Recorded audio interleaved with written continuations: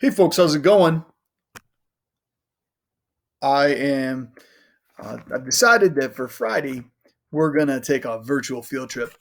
One of the things I've never done is I've never been up to the dam on the Oak Orchard River where everybody fishes for trout and salmon, and I've heard about it from a lot of the students, and we decided that with me and my kids we're gonna take a quick little trip over there and check it out. So today we're taking a trip to the Oak Orchard River and the dam. This is the Oak Orchard Creek watershed. A watershed is an area that drains in a certain region. So the Oak Orchard River travels this way out into Lake Ontario. It flows towards the northeast, which is kind of weird because you would think everything flows downwards, but that's not the case. We're actually higher elevation in Medina, and then as we get closer to the lake, we lose elevation. So everything flows into the lake, and then the lake empties out into the St. Lawrence in the northeast as well. These are the little tributaries that come off of the Oak Orchard Creek or the Oak Orchard River, depending on your nomenclature there. It starts out here in Oakfield in the marshes area, and then these little tiny tributaries flow into the Oak Orchard Creek, and eventually it becomes a pretty big river as it enters, and it exits here into Lake Ontario at Point Breeze. So I'll show you how you get there using Google Maps. So here's Medina, and we're here. And this is, the refuge and the swamps of Oakfield. This is where the river starts to form, and it empties out here. It passes over the Niagara Escarpment here. And this is right here is where Marchiette de Oro is, one of my favorite places to eat. And then as we get here, the Oak Orchard River passes underneath the canal. There's a hydroelectric dam there. Then there's Glenwood Lake. So the best way to get to the Waterport Dam, where the trout fishing is going on, is you travel up 63 out of downtown Medina. And then you're going to head over here to 104. And you're going to pass down this way, down to 104. And what I did with my family is we're actually coming from the other direction because we're coming from Brockport, but you would take a left onto Eagle Harbor Road, Eagle Harbor Waterport Road. You travel down Eagle Harbor Waterport Road, and you end up over here in what people call Lake Alice, or some people call it the Waterport Reservoir. We took a right on 279. Actually, sorry, took a right onto Waterport Carlton Road, and right here in this spot, I made the kids get out of the car because we found some a cool organism that I'd like to point out.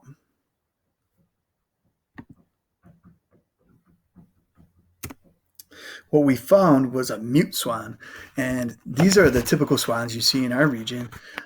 The genus name is Cygnus, which means swan in Greek. It's Latinized Greek. And then Oler, which means swan in Latin. And the mute swan, it had a little nest in a little island in Lake Alice. So you can see the female there. And I believe this is the male swimming nearby. It's a beautiful looking bird, but they're considered to be invasive species. They're not from here, and their population has been doubling every 7 to 8 years, which is pretty fast. And they're starting to outcompete many of the native waterfowl in the region, and it reduces submerged vegetation, the plants that are under the water. And that's important for structure, especially for bass and other types of fish that are desirable for humans. So we saw the mute swan there, and then we headed over to the dam, and I'll show you where the dam is. If you take a right onto Waterport Carlton Road here along Lake Alice, and you get over here to 68 and 279, you take a left on this road here, and then right about there is the Oak Orchard Dam parking. Right about here, there's a little left. There's a sign there for a fishery. You're allowed to go in there and hang out.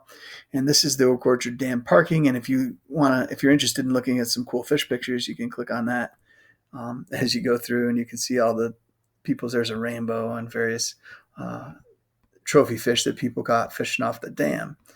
And what this acts as is the dam there, it's a hydroelectric dam that creates electricity. It acts as a barrier to the fish, and it prevents them from swimming upstream. So they can't get up the spillway, and they can't get up the hydroelectric dam. So the trout and salmon, they end up getting trapped right about here. And there's lots of fishing that can occur. So at any rate, you park here, you get in there. Now you're supposed to wear a life jacket while you're there. Otherwise, it's trespassing. So that's important.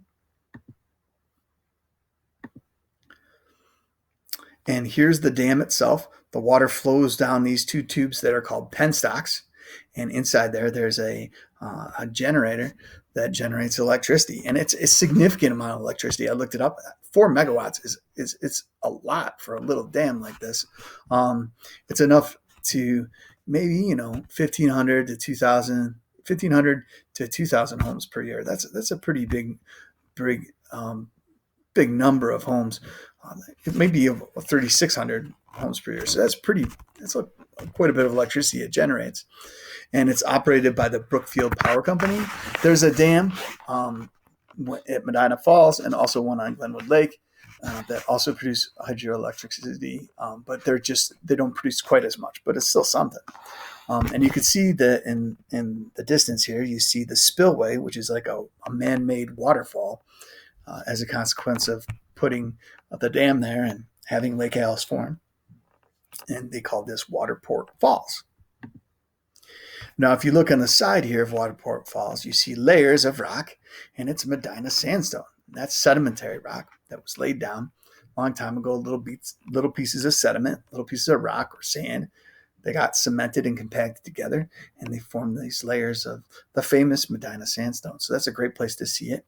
And you can see the erosion and weathering and erosion as the water sweeps that rock away and cuts a little path through the Medina sandstone.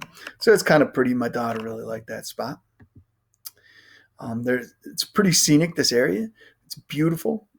You can understand why people like to fish there. Now, the reason why there's trout and salmon in Lake Ontario is because of fish stocking. A lot of the fish species that people are fishing out of the Oak Orchard River are not indigenous to this region. They're actually Pacific salmon or Pacific trout. And so we have to stock those fish because they don't naturally reproduce, or they may do it once in a while, but it's pretty rare. So you have to stock the fish. And at Point Breeze, which is at the end, at the outlet of Oak Orchard River into Lake Ontario, they have these fish pens at one of the marinas, and they're pretty neat. This guy is putting the little fish into the pens, and they're dumping them in there. This is from the Orleans Hub in last year. These are steelhead or rainbow trout, and you can see they pump the fish into there through these tubes. And this is the Department of Environmental Conservation here. And these are the pens. They're underwater, obviously, and they have these automatic feeders on them. And these were made by the kids in Monroe County BOCES, believe it or not. And they have tons of little fish in there. Steelhead and Chinook salmon, which are the king salmon, the big ones. So this is the view from there. I took a picture there. Me and my kids, we went out there. These are the automatic feeders, these little green things, and they automatically feed the fish. And there's quite a bit of fish out there. Now I'll show you on the map where Point Breeze is. If you go to the end of the river here, down at the end, this is Point Breeze. And Ernst's Lake Breeze Marina is where they have the fish pens. And there's a lighthouse here. It's pretty cool. And there's a restaurant called the Black North. And this is a really pretty beautiful spot right here in this as the Oak Orchard River outlets into Lake Ontario.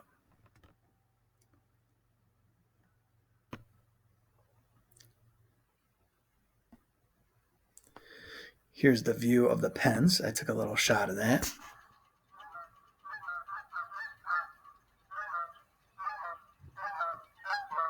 Those are the automatic feeders. And if you listen carefully there, you can hear these birds called the cormorants. These are the double-crested cormorants, and I zoomed in on them here. They're all up in this tree. They're all over down there at Point Breeze. And this is what they look like when they're breeding. They didn't look like this. They don't breed in this region. They really breed up the St. Lawrence River a little bit north of here. The scientific name is Phyllocrocorax auritus. What that means is bald raven, which is a reference to the white tufts of hair that sometimes the cormorants have. And auritus means long ears. And this is a reference to their little tufts of white hair when they're breeding. The story of the double-breasted cormorant is these guys, their population dropped tremendously due to this pesticide called DDT. And what the pesticide did, it was used to get rid of mosquitoes and gnats and little bugs and things like that. But it accidentally altered the life cycle of the cormorant because they couldn't create eggs that were hard. And this became a huge problem. Then the cormorant population dropped drastically. But in recent years, these guys have started to become quite a nuisance, and they've been doubling every 7 to 8 years. So they're starting to be more and more abundant. And if you go out to Point Breeze, they're all over the place. Lakeside Beach State Park, I've taken little trips over there with my family, and there are tons of cormorants out there as well. Now, a lot of fishermen, they don't like the cormorants. The cormorants are diving birds, and they sit deep in the water. They kind of look like a Loch Ness monster type of a character, and they are piscivores. They eat fish. Now, they don't usually eat the trout and the salmon that the fishermen want, but what they do eat is these alewife fish, which are the bait fish here in Lake Ontario. And that's what they look like, the alewife, Alosa pseudoharengus. And these guys are common food for Chinook salmon and the rainbows, even maybe brown trout. They might be eating the alewife, but king salmon, huge predator of the alewife. So the king salmon and your cormorants are competing for food. And fishermen don't particularly like that because they're worried about the alewife population in Lake Ontario. You can read a little bit more about that in the Hub. I'm going to post those articles for you as well. The alewife population has been dropping in the last few years, probably due to the temperature of the water and their breeding cycles. But people are concerned about the cormorants and the king salmon. And the alewife population is pretty important for the fishery. Now, you might be like, all right, I don't fish. Why should I care? Well, the Lake Ontario fishery brings in a ton of money every year into the Western New York economy. And many people come from Pennsylvania and Ohio and even farther places to fish the Oak Orchard River or the Oak Orchard Creek. If you want to get on YouTube, just start Googling Oak Orchard, searching for on YouTube, I should say, Oak Orchard Creek. And you're going to see a ton of these fishermen out there, especially in the fall and winter, getting a ton of fish out of Oak Orchard River. So people travel up here. They spend money in the hotels. They spend money at the restaurants. They spend money at the marinas and the bait and tackle shops. And they dump money into the Western New York economy. And all of those businesses pay taxes. So this has a pretty tremendous impact on your tax bill and the economy in the region. So one of the things that DEC and other organizations like your fishermen, your anglers, they are concerned with the fishery in the region. So what's the fuss about? This is one of my former students, Addison. Here, he gave me this picture a while ago, and this is with him at the Waterport Dam. And this is a Chinook or a king salmon. Most of the people around here call them king salmon. Chinook is a